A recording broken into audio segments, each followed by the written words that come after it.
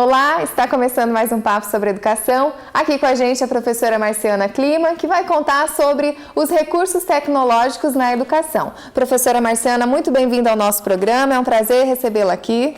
Obrigada, igualmente estar aqui também. Professora, quais são os ganhos para a educação com essa inclusão de tecnologia? Então, nós podemos ponderar que a tecnologia ela é inserida na educação desde quando a educação passou a incrementar os seus processos educacionais. Então, aproximadamente na década de 60, no interior da região sul, nós não tínhamos a possibilidade de cadernos. Aí o que acontecia? Quadros, registros do aluno em pequenos quadros, chamados quadros negros. Esses quadros não eram levados para suas casas e eles eram, no caso, apagados ao final de cada aula. O que procede é que o aluno tinha a necessidade de gravar mentalmente todas as informações, o que nós sabemos que isso não acontecia, dada a dificuldade nessa época da própria aquisição do conhecimento. Com a própria inserção do caderno, que foi uma tecnologia, a questão da inserção do material didático e outros quesitos, aparatos metodológicos, os professores passaram a conseguir viabilizar mais a educação no âmbito geral, não só em sala de aula, mas também em atividades psicomotoras. Então, o que nós podemos perceber é que com a inserção do rádio na educação, o professor já conseguiu abrir o leque, principalmente na contagem de histórias e nas narrativas, até mesmo de telenovelas. Levar um trecho de uma novela, no caso, gravada no rádio, ou mesmo pequenos trechos na televisão, naquela época, era uma oportunidade única para muitos alunos. Hoje nós sabemos que, às vezes, o aluno nem tem a usabilidade do rádio, ou mesmo assistir uma televisão é muito mais remoto do que acessar, no caso, os dados no computador. Então, essa possibilidade de interação tecnológica na escola, ela veio a propiciar novas metodologias, e essas metodologias vêm a acrescentar para o professor condições pedagógicas de mediação dos conteúdos. E o que entende-se por novas tecnologias digitais? Então, quando você fala as novas tecnologias digitais, elas remetem-se principalmente à questão computacional.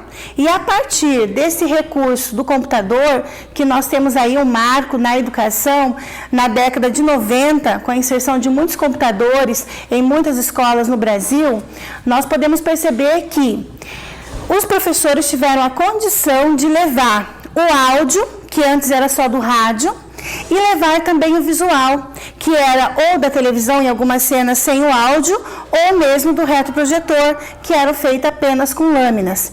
Então, nesse aspecto, a lucratividade em tempo ela é muito grande. Agora, nós precisamos ponderar o que é mediado, porque eu simplesmente ligar uma televisão para que o meu aluno assista, ele pode nos tornar válido. O que é válido, então? Esse aluno ponderar a questão de um programa televisivo.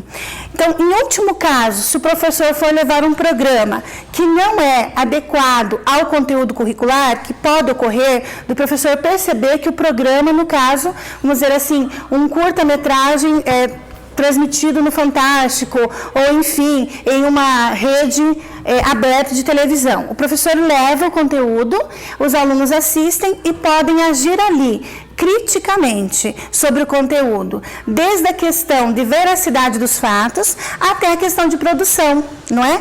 Nós temos o José Manuel Morin, que é um teórico muito conhecido na área dos recursos televisivos na educação, e ele vem trazer para nós que muito mais do que o vídeo pelo vídeo em sala de aula, o vídeo é um instrumento valioso nesta construção do conhecimento.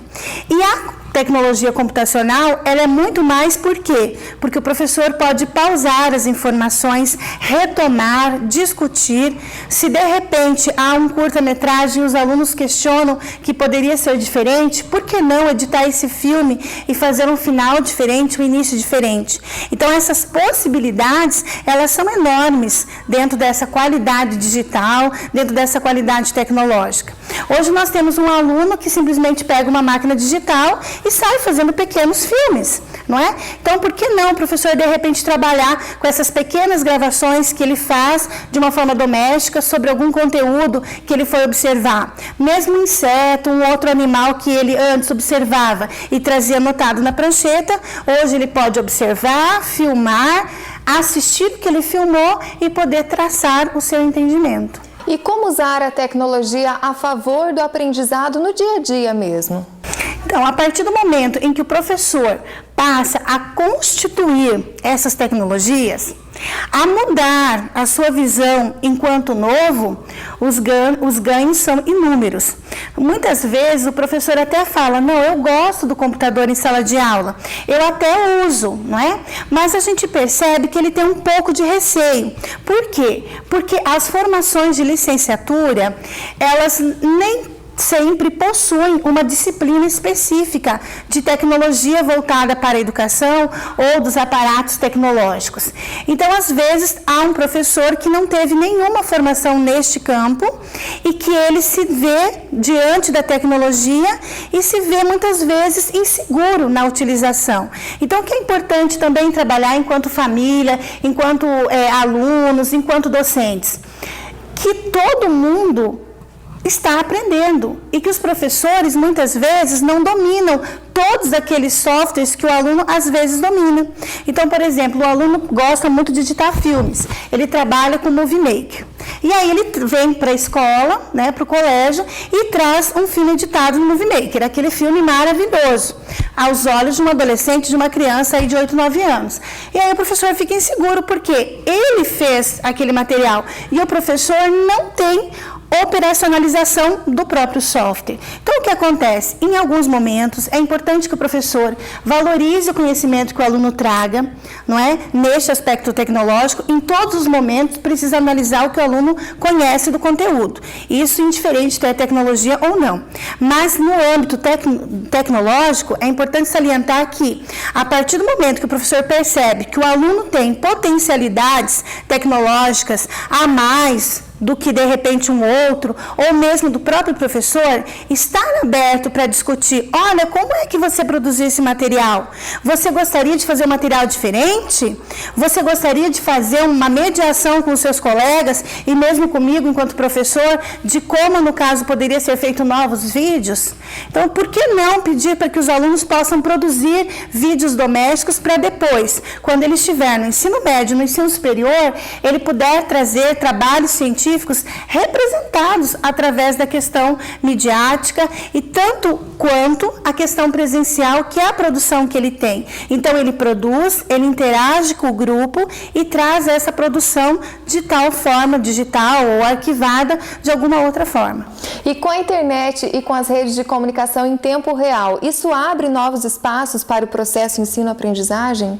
Certamente, porque assim, o homem, ele é um ser social. Então, ele precisa da interação. E essa interação, ela pode ser constante ou não. Agora, nós sabemos que aquela pessoa que não tem uma interação maior, aos poucos ela vai ficando, né, mais calada, mais sozinha. E isso pode gerar um certo desconforto na própria personalidade ou um próprio desconforto na família, nas suas relações, nos seus laços, não é, amigáveis. Então, o que ocorre? A internet possibilitou para que todo ser humano que tem acesso possa estar interagindo. Então, de repente, eu estou batendo papo com uma pessoa que na rede não está tão longe, mas que fisicamente ela está a 2.000 quilômetros.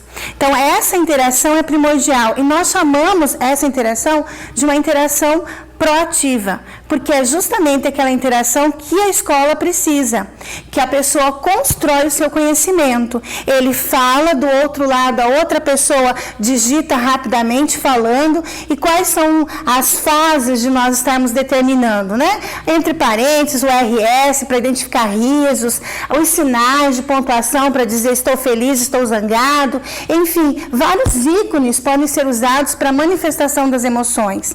Em outros momentos, quando nós não tínhamos a rede disponível, né, a internet, nós tínhamos o quê? Softwares que eram medianos.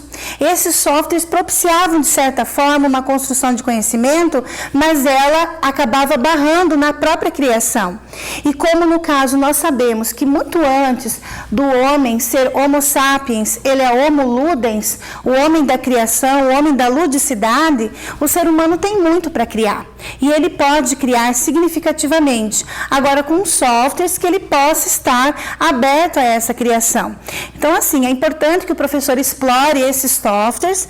Nós sabemos que os alunos adoram aqueles softwares de simplesmente responder a pergunta feita, ou perguntas mais fechadas, de repente uma apostila vem o CD-ROM junto, e aí ele adora resolver aquelas questões, só que é importante trabalhar com a tecnologia digital muito além disso. E ao trabalhar além disso, vai trabalhar isso inicialmente, mas vai extrapolar. E o conhecimento ele é produzido a partir desse momento, a partir da pesquisa, a partir da busca. Muitas vezes a gente fala, faça uma pesquisa no Google. O Google nos dá dados. Então, ele nos remete a uma busca. Pesquisa de campo, pesquisa exploratória, se dá a partir do momento em que o aluno vai, pesquisa, analisa, produz, reflete, e a partir de tudo isso, ele procede uma análise. Então, isso é muito mais do que receber informações como o computador tem. Então, por isso é mediar essas informações, ir além somente da busca, mas ir de fato na pesquisa. Bom, nós vamos fazer um rápido intervalo e já voltamos para falar da capacitação dos docentes na tecnologia. A gente volta já.